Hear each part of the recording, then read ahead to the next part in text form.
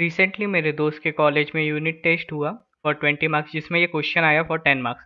And इस simplest question में students को बस 3 या 5 मार्क्स ही मिले। लेकिन आप ये वीडियो ज़रूर पूरी देखना, क्योंकि मैं नहीं चाहता कि आपका एक भी मार्क्स कट हो इस क्वेश्चन में। तो इस वीडियो में मैं आपको एनिमेशन के साथ इसके कुछ पैरामीटर्स भी बताऊंगा जो आप एग्जाम में लिख सकते हैं फुल मार्क्स ऑब्टेन करने के लिए। तो पहला ऑपरेशन है टर्निंग ऑपरेशन। टर्निंग ऑपरेशन में वर्कपीस के डायमीटर को कम करते हैं। इसमें बेसिकली आप बस टूल को डेप्थ देके वर्कपीस के एक्सिस से पैरेलल इस टूल को आप मूव करते हैं, बिल्कुल इस प्रकार से, जिससे कि आपका डायमीटर छोटा हो जाता है, जैसे कि आपने इस एनिमेशन में देखा। टर्निंग ऑपरेशन में स्पिंडल की स्पीड जो होती है वो अबाव 500 आरपीएम होती है। इसके बाद हमें इसका डेप्थ ऑफ कट 1 या 2 mm रखना पड़ता है। वैसे डेप्थ ऑफ कट का मतलब होता है कि हम लोग ने हमारा जो टूल है उसे कितना आगे भेजा टूवर्ड्स वर्कपीस, जिससे हमारा मटेरियल कट होता है। जैसे कि आप यहाँ पे देख सकते हैं कि हम लोग ने हमारे टूल को टूवर्ड्स वर्कपीस भेजा, जिससे कि वर्कपीस का मटेरियल कट हो गया।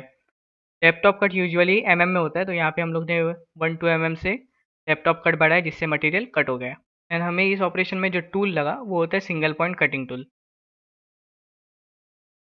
तो वीडियो में आगे बढ़ने से पहले मैं आपको ये बताना चाहता हूँ कि ये लेथ मशीन का एनिमेशन मैंने पावर पॉइंट पे बनाया है यूजिंग बेसिक शेप्स, जिसके लिए मुझे पूरा 5 दिन लगा।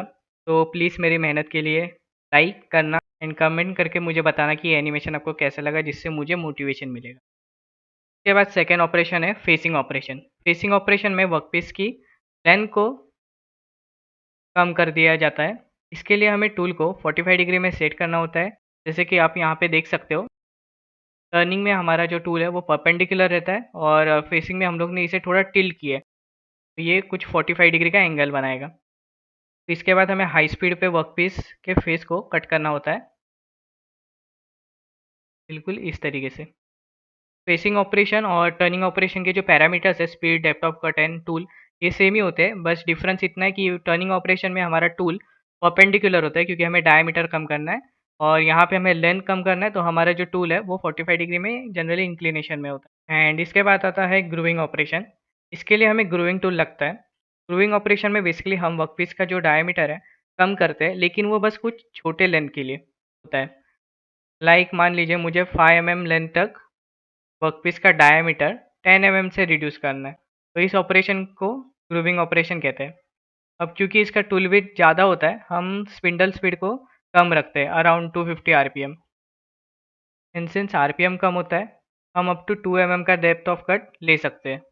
तो इसमें स्पिंडल स्पीड अराउंड 250 आरपीएम होती है। डेप्थ ऑफ कट हम 2 mm लेते हैं एंड टूल ग्रूविंग टूल इस्तेमाल होता है। उसके बाद फोर्थ ऑपरेशन है स्टेप टर्निंग ऑपरेशन। इसमें बेसिकली हम एक ही शाफ्ट या रॉड पे अलग अलग डायमीटर बनाते हैं टर्निंग ऑपरेशन से। ये ऑपरेशन सेम टर्निंग ऑपरेशन जैसे होता है, जिसमें हम टूल को परपेंडिकुलर रखते हैं एंड हम थोड़े थोड़े जो रिक्वायर्ड डायमीटर है के हिसाब से ऐसे स्टेप्स बनाते हैं। इस ऑपरेशन के पैरामीटर्स भी हमारे जो टर्निंग ऑपरेशन के पैरामीटर्स है उसके जैसे ही होते हैं। Speed, depth of cut and tool same होता है। इसके बाद आता है हमारा ड्रिलिंग ऑपरेशन। इसमें हम टेल स्टॉक में ड्रिल बिट इंसर्ट करते हैं एंड टूवर्ड्स वर्कपीस हम इसे फीड करते हैं। इसमें स्पिंडल स्पीड ड्रिल बिट के डायमीटर के अकॉर्डिंग चेंज होता है। अगर ड्रिल बिट का डायमीटर छोटा होगा तो स्पिंडल स्पीड हाई रख सकते हैं, एंड ड्रिल बिट बड़ा डायमीटर का होगा तो स्पिंडल स्पीड लो होता है। कि अगर हम लोग ने स्पिंडल स्पीड हाई रखा तो हो सकता है कि वर्कपीस या फिर हमारा ड्रिल बिट फ्रिक्शन की वजह से टूट जाएगा। तो सबसे पहले ड्रिलिंग ऑपरेशन में हम सेंट्रल ड्रिल लगाते हैं, जो कि बस एक छोटा-सा ड्रिल बनाता है, जिससे कि हमारा जो ड्रिल बिट है उसे हम गाइड कर सकते हैं। उसके बाद हम इसमें एक्चुअल ड्रिल बिट लगाएँगे एंड धीरे-धीरे इसका फीड बढ़ाते हुए हम ड्रिलिंग करेंगे। सेंट्रल ड्रिल की वजह से हमारा जो ये ड्रिल है वो सही जगह पे इंसर्ट हो जाता है। तो सेंट्रल ड्रिल या फिर पंच करना बहुत इंपॉर्टेंट होता है जहाँ पे आप ड्रिल कर रहे हैं। इसके बाद सिक्स्थ ऑपरेशन है नर्लिंग ऑपरेशन। इसमें नर्लिंग टूल यूज़ होता है। इस टूल से हम वर्कपीस पे इम्प्रेशन बनाते हैं, यूजुअली डायमंड शेप के, जैसे कि आप यहाँ पे इस वर्कपीस में देख सकते हो। इससे अच्छा ग्रिप मिलता है। इसमें हमें स्पिंडल स्पीड लो रखना होता है, around 250 RPM, and depth of cut हम 2 mm रख सकते हैं। इसके लिए जो टूल है वो है नर्लिंग टूल। तो सबसे पहले आपको जो ये टूल है उसे आपके वर्कपीस को टच करना है। बस यही एक ऑपरेशन ऐसा है जिसमें हम टूल को वर्कपीस से टच करते हैं, वो भी स्पिंडल के स्टार्ट करने से पहले। उसके बाद आप स्पिंडल को ऑन करेंगे, धीरे धीरे कैरेज को आगे लेके जाएंगे और आपका ये नर्लिंग तैयार हो चुका है। देन सेवेंथ ऑपरेशन है चैम्फरिंग ऑपरेशन, जिसमें हम वर्कपीस के एज पे चैम्फर बनाते हैं using single point cutting tool. Chamfering यानी हम वर्कपीस के शार्प एज को बस कुछ से टेपर करते हैं। इसके लिए हम टूल को रिक्वायर्ड एंगल पे सेट करते हैं by tilting compound rest, and फिर धीरे धीरे डेप्थ ऑफ कट बढ़ाते हैं एंड एक छोटा सा टेपर एंगल यहाँ पे क्रिएट करते हैं जिसे हम कहते हैं चैम्फर। इसमें भी जो पैरामीटर्स है वो सेम रहता है टर्निंग ऑपरेशन जैसे ही। इसके बाद नेक्स्ट ऑपरेशन है पार्टिंग ऑफ ऑपरेशन। इसमें हम पार्टिंग ऑफ टूल को यूज़ करते हैं एंड वर्कपीस को 2 पार्ट्स में कट करते हैं, इसलिए इस ऑपरेशन का नाम है पार्टिंग ऑफ ऑपरेशन। इसमें स्पिंडल स्पीड हाई होती है and depth of cut gradually बढ़ाना होता है बाई 1 to mm जब तक ये कट ना हो जाए। इसके पैरामीटर्स आप यहाँ पे देख सकते हैं। Speed about 500 RPM, depth of cut generally 1 to 2 mm and tool parting tool. इसके बाद नाइन्थ ऑपरेशन है थ्रेडिंग ऑपरेशन, जिसमें V type single point cutting tool से हम थ्रेड बनाते हैं वर्कपीस पे। लेथ मशीन पे अलग से चार्ट प्रोवाइड किया जाता है फॉर थ्रेडिंग पैरामीटर्स। आपको अलग अलग थ्रेड्स के लिए अलग पैरामीटर्स यूज़ करना होता है।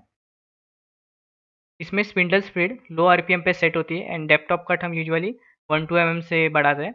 एंड कैरेज पे एक हाफ नट होता है जिसे आपको ऊपर करके एंगेज करना होता है। इससे जब भी आपका लीड स्क्रू रोटेट होगा, अकॉर्डिंगली आपका कैरेज मूव होता है ऑटोमेटिकली, जिससे आपको यूनिफॉर्म थ्रेड्स मिलते हैं।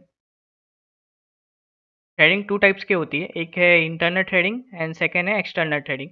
एक्सटर्नल थ्रेडिंग हम बोल्ट्स के लिए या फिर स्क्रू के लिए इस्तेमाल करते हैं एंड इंटरनल थ्रेडिंग नट्स के लिए इस्तेमाल करते हैं। एंड लास्ट है टेपर ऑपरेशन, जिसमें हम वर्कपीस पे टेपर बनाते हैं। इसके लिए हम single point cutting tool use करते हैं एंड स्पिंडल स्पीड भी हाई होती है। इसमें भी आपको टूल को रिक्वायर्ड एंगल पे सेट करना होता है by tilting compound rest. Compound rest यानी कि आपको ये जो पूरा जो सेटअप है उसको आपको टिल्ट करना होता है। एंड फिर क्रॉस स्लाइड हैंडविल से हम मटेरियल को कट करते हैं। इसमें depth of cut 1 to mm से ग्रेजुअली बढ़ाना होता है इन एवरी कट।